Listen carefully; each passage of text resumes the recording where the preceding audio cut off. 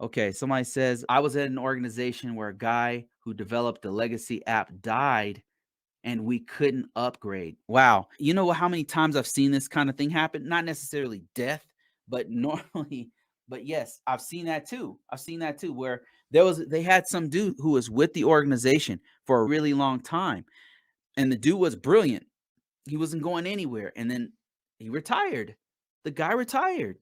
I've had one where the dude retired and people had to come in and redesign it because it had been so long ago it, that it only worked on Windows 2000. So they had to upgrade to Windows, a more current version of Windows. And now by the time they left, we're already in Windows 7, not Windows 7, with Windows 2008 at the time. Now even Windows 2008, you know how this works.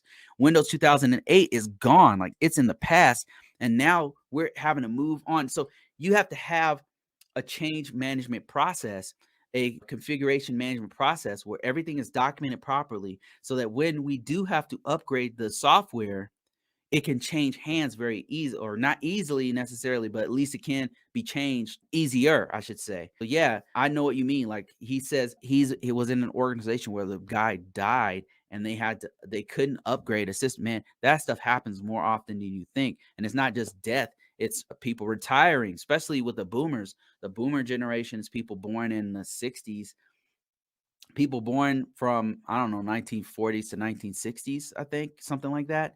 And those guys are retiring now. They're bailing. So all those software engineers, all those who develop stuff on old systems, they're out of here.